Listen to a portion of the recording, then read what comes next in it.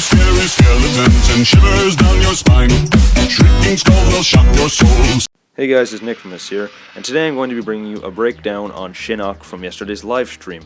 I'm also going to be bringing you a breakdown on Erron Black and Liu Kang, which will be in separate videos later on today. So before I get started, I do want to give a shout out to a girl on Twitter by the name of Rachel Kombat. Here's her Twitter name. She had actually made me this cool fan art of an old joke that me and King of Elika had made a few months ago. It was Cyber-Nickfamous, and the fan art looks pretty cool, so definitely go give her a follow because she does cool stuff like this often.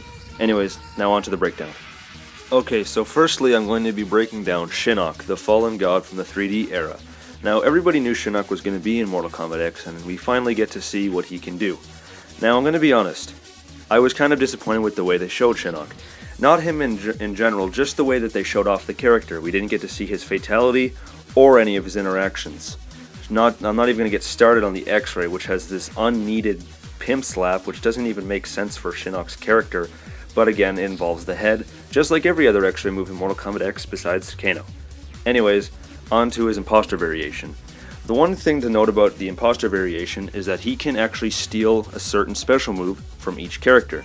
So we get to see that on this character Sub-Zero, this special move is the Ice Blast. Shinnok gets to steal the Ice Blast with this move. It kind of reminded me of Shang Tsung, but I mean better, because there's no time limit and you don't actually turn into the character, you just borrow a special move, which will be perfect for combos, which is Shinnok's specialty. He seems like a very useful character, and he has these 3 fireballs as well that I forgot to mention. I think that's a universal move though, but that's just about it for Imposter Shinnok.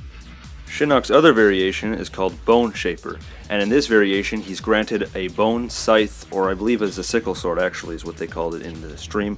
However, he gets this bone sickle sword, and it's pretty cool. He doesn't have it for the entire variation, like he doesn't just have it like Scorpion does in his sword variation, for instance. He summons it in his hand and uses it for certain specials, something like where he could scoop them up into the air. Anyways, it's very good for up close, and it's perfect for combos, which again seems something that Shinnok is very good with in the first place.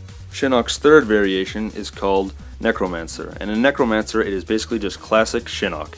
He has special moves that involve the skeleton hands that he can summon from the ground and from the air, and he can use his skeleton hands in many different ways, which mixes up the combat for his great combos and for keeping them away and kind of surprising them with special moves that they aren't going to be seeing coming. It is, like I said, classic Shinnok, so it's kind of hard to remove the Shinnok hands, skeleton hands, because that's just Shinnok's thing. So aside from the way that they showed off Shinnok in the stream, my only complaint for him would have to be, again, besides the X-Ray, the pimp slap thing, would be his design. He kind of reminded me of he kind of looked like a jester almost, he had a really weird design, and it didn't look like what they showed in the trailers or anything so far from what we've seen from Shinnok in Mortal Kombat X, and he didn't look anything like Shinnok in the 3D era. It is most likely his worst design yet, and I'm really hoping they make it up for his DLC costumes, or alternate costumes, but his DLC costume of the samurai does look cool as well.